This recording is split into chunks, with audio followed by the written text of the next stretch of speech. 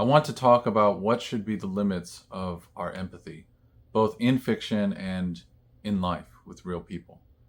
I'm sure you've seen those brief headlines here and there about studies done on readers and how, through the act of reading a book and accumulating experiences of characters who are unlike you, those experiences add up to a deeper sense of theory of mind of others. Supposedly, readers are more empathetic than other sorts of people on that basis. Now, that is one of those claims that has been studied here and there, and I'm not entirely certain about the quality of the science, or at least the interpretation of what has been studied. But it's certainly one of those claims that can at least be understood in terms of the logic of it. It would seem that if you're reading books all of the time and you're taking in these stories of a wide variety of characters, that certainly over time that would begin to familiarize you with the sense of other people's stories, that you're not the only one struggling through day-to-day existence, that everyone has some kind of struggle, some segment of desires within their life that they are then pursuing and then being pushed back upon with the realities of lived experience. And that is something that we can grasp, at least mentally, and it builds up with a cascade of relationships. We begin to feel as we read and read almost like we're knowing so many characters across time. And those characters begin to feel like people, at least for some of us. It makes me think about those kinds of extremes in literature where you can have characters merely be symbolic, but you can also have characters who are meant to mirror actual people, such as the narratives of history. In every history book, there's this idea that you're supposed to be reading something true to life, contained in a narrative form for the sake of convenience in the telling. But of course, as soon as you place it in a narrative form, as soon as you are constructing connections between disparate facts, you are storytelling. And once you're storytelling, you are building emphasis, you're making decisions about what to pay attention to. Certain things are going to rise to the top and not. And most importantly, you're creating a curve of relations between those facts, a set attentive curve that molds the experience itself, such that it feels almost like there's an inevitable quality to the relations of those facts. And living life in actual history, there is no inevitableness in that kind of history, at least not one that we are conscious of. Really, it's overlapping waves of different kinds of arcs in any one experience, but as soon as it's put down in a book of history, it suddenly becomes one overarching storyline. And I'm thinking about this in relation to empathy, because when we read history, we are taking in the stories of certain characters, and they are stories. They have to be molded for us. And that storytelling then creates certain kinds of empathy wherein we feel as if we can understand the relations that that character is going through.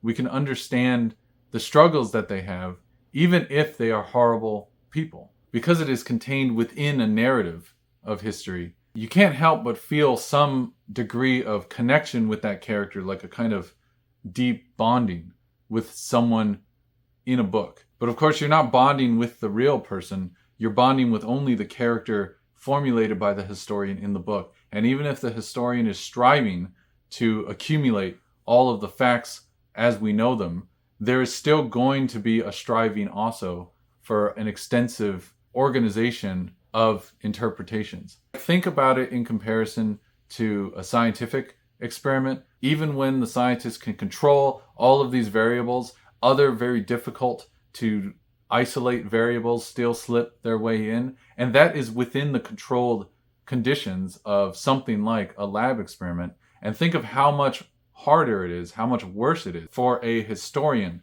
to isolate variables and know precisely what was going on in these particular times. And so obviously there's going to be a wide variety of truths within history, but they're going to have to be stacked back to back to back alongside a range of interpretations. And that creates a great distancing between what we can know for certain about the experiences of history and how much is just going to be a character constructed by a historian. I'm thinking about that character aspect of history, the ways in which the historian has to make a character. They can't help but place in a certain amount of narrative discourse into the facts on the ground that they're interpreting from. What this suggests to me then is so much of our empathy for other people's inner lives, we're always going to be getting it via a kind of story. People are going to be telling us stories about their inner lives. We're going to be reading stories about characters' inner lives. We're going to be learning history of real historical figures and their inner lives filtered via the historian's interests and attention. And that's going to create an idea of empathy that's always going to be distant from the reality of the person that we are empathizing with. I find that to be a problem because I think empathy is immensely important. I grew up not being empathized with very strongly. I had a lot of reasons to be furious at the world and rebellious, and I didn't want to just follow along with things. And I had a lot of teachers who did not care for my interests very much. They didn't try to understand my motivation. They used to call me stupid and a bad kid all of the time, and they essentially dismissed me. And so my experience with that kind of thing, of the distancing that emerges when you decide that someone is bad so we don't have to acknowledge that person's complexity on the inside, it's made me feel as if, well, empathy must be something immensely important then, because it was only when people began to empathize with what I was going through later on that I actually found room to evolve out of that mindset and get somewhere else. Because prior to that point, I was essentially a pariah in my experiences, and there was no motivation to get along with everyone else because it felt like no matter what I did, I was already labeled as bad. And so what's the point of acting good if I'm just going to receive that mistreatment of punishment nonetheless? And it felt easier in this kind of immature way to just stay wrong, to embrace the thing that made me different for the sake of some kind of confidence in the space of this relentless insecurity that I was feeling in other parts of my life for reasons that were outside of my control. It was with those people who didn't lock me in a box of being a bad kid. It was with those people that I actually began to discover how I can do well, and the gifts of actually following through on reciprocation with others, and the gifts of kindness, and the gifts of my own empathy towards others. I didn't have the room to experiment with those, and it is an experiment because it's counterintuitive that showing immense kindness to someone else would actually feel immensely gratifying. If you don't have that kind of experience growing up, it can be really hard to understand how good that feels. And it took someone giving that to me for long stretches of time for me to be able to actually experience that for myself. So for me, empathy is hugely valuable. It's one of those things where it becomes an essential part of relating to people who are so far in a chasm of their own making, wherein they've dug this deep, deep well of insecurity and ego satisfaction, where they are striving so hard to relentlessly stick to what they know so that they don't have to face the reality of the harms that they've committed. That experience makes empathy so important to me. It makes me think that, we have to go out of our way to empathize even with those who we find it very difficult to empathize with. And the easiest place to do that is in stories, because then we lock into these spaces where we begin to understand characters who are deeply flawed. And it is precisely those flaws that make them most interesting.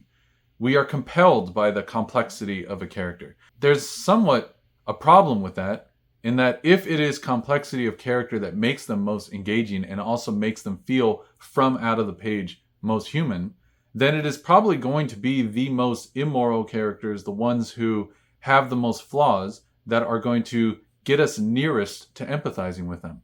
And it makes the characters who are agreeable and flat and predictable and merely following the motions of the society they're in, those characters are now going to feel less intriguing just by the fact of their predictability. We need some unpredictableness in order to feel the stark realization of emotional contrast when someone surprises us. That comes from these characters who are less morally inclined, the ones who ride along the borderlines of acceptable living. It feels for me as if that's made it so that I'm always empathizing very strongly with characters who are bad characters and people who are bad people. And I become weary of moralizing about people too strongly, about fixating on punishment and adhering to nailing someone down under the label of their badness. But then, of course, is that the right kind of empathy to have? In that moral striving of mine to empathize as much as possible, am I causing my attention to fixate on the worst of us in lieu of actually noticing the victims at the bottom, the ones who are suffering the most as a result of these individuals? Those people, their stories are not going to rise to the top. If you think about what it's like to be a victim of something, it's not particularly appealing to tell all in regards to your experience. More often than not, I think a lot of people just want to move past whatever it is that they've experienced. But the kind of person who perpetrates the harm, they often have a moral proudness behind what they've done. They feel as if, oh, I needed to do that. I was justified for this, this, and this. It was for some greater end. And so they're going to be constantly propelling their story out into the markers of history for us to jot down. And so it is those stories that then become the ones that we hear the most. And our attention then gets drawn to these figures who have done great, great harms. In my pursuit to avoid ignoring what must be true about people who do harm, which is they have a worldview, they have a belief, they have some range of contingencies that lead to the demeanor that they now hold for themselves. In my pursuit of that kind of honesty, it seems inevitable that I'm going to accumulate experiences of those who do harm the most, and I'm going to have the experiences of those who don't the least. And then it makes me think, well, what to do about that? Do I just stop being interested in the bad people in this world? And then it makes me think, well, then I just become like everyone else, where there's this distancing always happening. And then that makes me think, well, then I just become like the people who do harm in the first place. Because the people who do harm also have a moral distance between the ones that they're harming. They have this feeling like the people that they're harming are less than them in some way. They tell a story in which they have a right to harm in that way. And that requires them cutting out the empathy or the experience of empathy for those being harmed. And it becomes like a joy in the harming because it's like this justified thing. It feels right to then just hurt others. And that feels to me so similar. If you cut off empathy for everyone, if you cut off empathy for the worst of us, then empathy just becomes something very easy. It just becomes you relating to people who are like you. Instead of actually doing what it seems to me empathy grants the opportunity for, which is to bridge a gap that would otherwise be too difficult to cross. And then there is a motivation to my empathy that is always there. And that is, there is something it is like to be that person. Whatever the person is doing, no matter how much pain they are causing, there is something in there happening. And it feels to me to not empathize with those people is to ignore something that does exist, to ignore information in the world for the sake of convenience, maybe. Or one could argue for the sake of the victims. Maybe it is good to ignore that information, to pretend it doesn't exist, to pretend that there isn't something going on in there. There isn't a series of misunderstandings. There isn't a series of beliefs that someone could have. One of the challenges we always have, and I'm sure I've brought this up before, is we don't have direct access to truths in the world. We just have direct access to our beliefs. And that makes it so that someone can do a great deal of harm and think that they're doing right. And that's why I wonder about this question of who to empathize with, because it sure seems like I could very easily tell myself, well, stop empathizing with the worst of us. And that would feel very right, because at least I have the marker of, well, those people are bad, so I don't have to empathize with them. The victims are good, I can empathize with them. But then that feels to me just another kind of construction of belief that then feels like I'm doing the exact same thing that we are accusing the harmer of doing, which is just constructing a method to distance oneself from another's humanness. Now, this question of empathy is different from the question of their responsibility or their blameworthiness. I'm not trying to have a discussion about free will here. I think, for the sake of this discussion, I will fall back on David Hume and his point about it's not so much free will as free person. It's just whether or not their individual actions can be freely chosen, it still doesn't change the fact that we learn something about the person via their actions, whether it is their effects or predictions about what they're going to do next or their motivations even. There's still some usefulness in placing blame and having responsibility exist, and also in having punishment, whether as a deterrent or just merely a means of safety. So it's a totally different question about empathizing with someone. That to me just feels like gathering up information about someone's experience. That's a separate question from whether or not to punish or whether or not to hold someone responsible. Those to me seems like you can go either way. You can have empathy and then avoid all punishment, or you can have empathy and that's precisely why you think punishment is valuable. That to me feels like a separate question. What matters to me is just, is there something it's like to be that person? Is there a range of experiences that build up who they are, that makes it so that they have a particular disposition, and it makes it so that the things that they can control are also contingent on everything that came prior? That feels to me like it's unavoidable that every single harmer in the world, every single person who does something terrible, is going to have something to pity about them. This is the only life that they have. I'm so lucky that I get to have my life.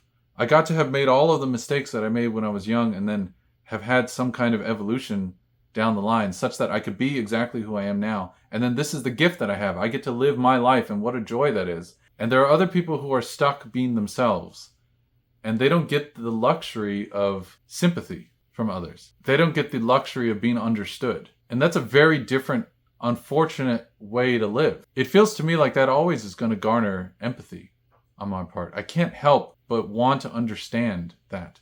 Or I can't help but not want to ignore the fact of that. The fact of the person just being stuck as they are, even if they're doing all sorts of harms, and even if they could help themselves, even if they have all of the information necessary to know that what they're doing is a harm, even if they don't justify it in their head, it still doesn't change the fact, from my view, that in the moment of them doing it, that feels to them the root of least resistance for the mentality that they have.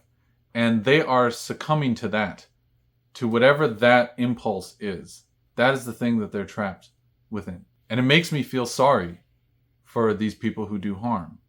And it makes me feel sorry for bad people. Now, I say that this discussion is one of curiosity because I wonder how much of that is a total failure to actually recognize how much of our empathy is just a story. Like, for instance, I'm projecting onto people who do harm my own complexity. Every instance of empathy that we experience is not direct engagement with someone else's mind. Even when it is a diary entry or a memoir someone's writing about their experiences, they are still translating experience into language. And so it is going to be communicated by the relations that we are familiar with within language. And so it is always going to still be filtered, even when it is an attempt to be deeply honest. Much like how I bring up all the time, I am right now having to filter in order to communicate something that is otherwise quite ephemeral.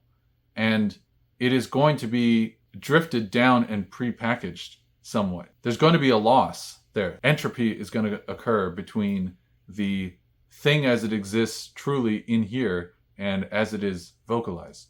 And so even with empathy for the worst of us, there is still going to be a huge chasm between what actually is happening here and what it's actually like to be them versus the storytelling structure that we can mold around them.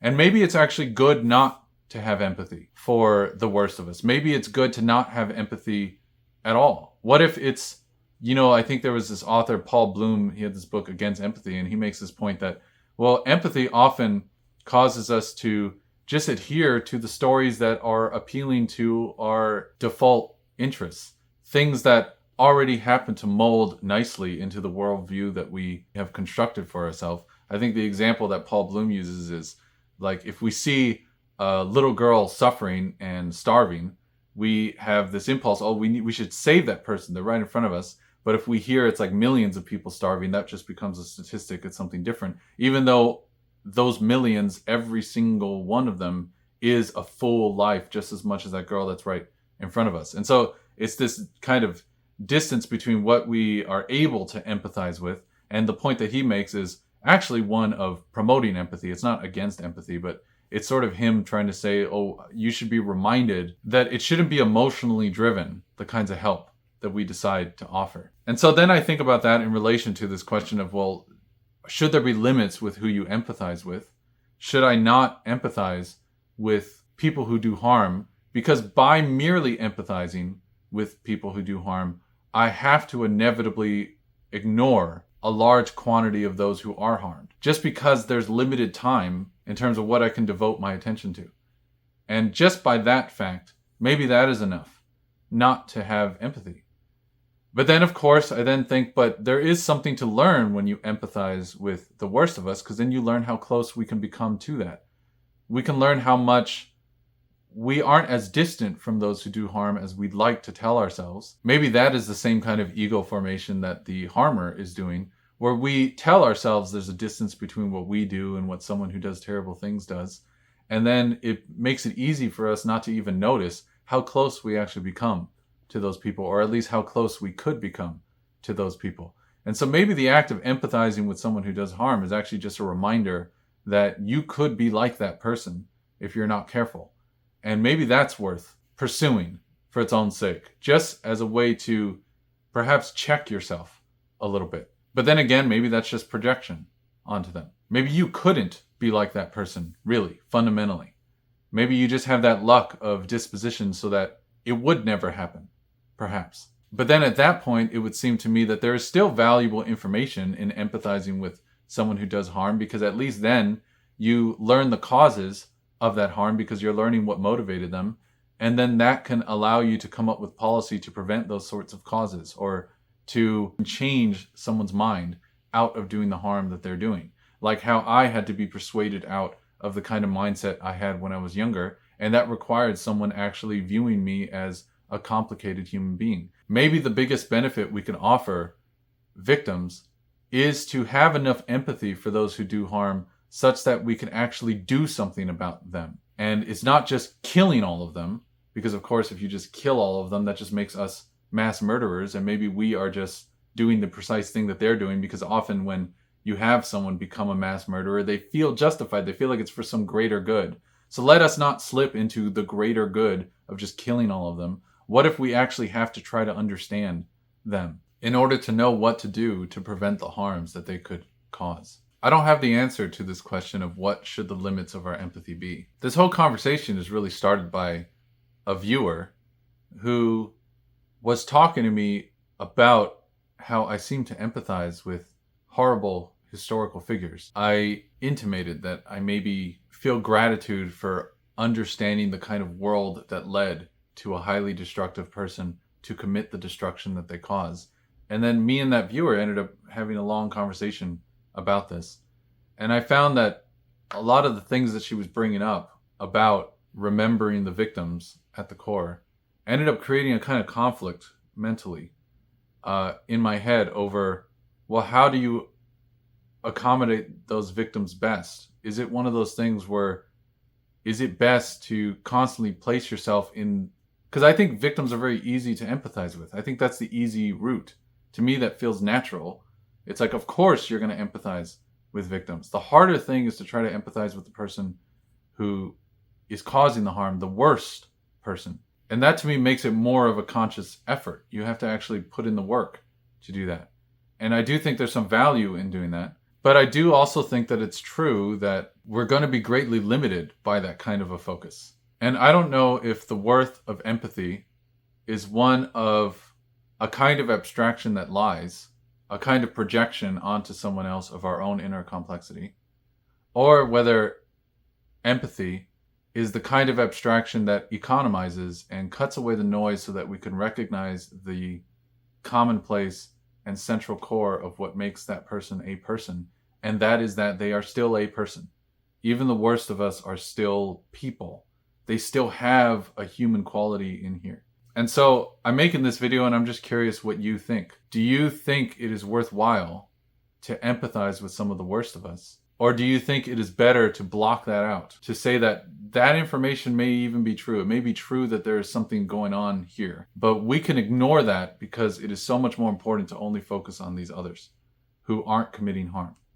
Even if the people who committed harm were those others for a while, they were in that category and then they moved over off of a kind of bitterness born of that experience. Even if there's contingency, even if we can determine all sorts of causes, even if the person is confused, even if the person has a kind of genuine delusion, a belief born of false information that they don't realize yet is false. Even if the person can't control what they believe, in the same way that I can't make you feel like there's a lion in the room right next to you, you can try right now to imagine a lion sitting right next to you, and I don't think any of you are going to start screaming madly, no matter how hard you try. Because in truth, you can't control your memory. So because you can't control your memory, and your memory is an accumulation of whatever the experiences that are happening right now are, you're always going to be trapped by belief born of perception. And you don't choose your perceptions, so you're always going to be trapped by the immediacy of the stimulus that enters, and whatever mechanics of interpretation are already there, you're going to be stuck with that. And maybe that person who does the harms is all of that, but maybe we should just ignore it. And we should just focus on the ones who are easier to empathize with. What do you think the limits of empathy are? At what point should we stop? And at what point should we try? And how much of our empathy is just a story? And how much of our empathy is something true to the person? I want to know, because I don't really have a set answer to this. And I also feel like this is a question that may not be about an answer, because at bottom, this is just a disposition. I'm predisposed to wanting to empathize with those who it is hard to empathize with. And maybe this isn't something that I could just argue my way through or out of. And maybe if you are predisposed to not have that empathy, maybe this isn't something that one could just argue their way through or out of. But then that also seems to remind me that we are stuck within our dispositions, just like the person who is doing the harm. And it feels like it keeps circling back on there's something that we end up being trapped in. Like if you're listening to me right now and you're not convinced about anything that I'm saying, you can't just click and make yourself convinced. You don't seem to have that control. Just like someone who is doing harm, they could be told again and again how much bad that they're doing, but either it clicks or it doesn't. And I guess because I have that memory of it not clicking for a while, it makes it so that I really feel horribly sad for those who don't have it click, that positive reinforcement, who don't have that feeling of caring click mentally in their head. Because I imagine my life if I didn't have that shift, and I know exactly what it looks like, because I knew the people who grew up with me, and I know my older brother, and he didn't have that click until way late.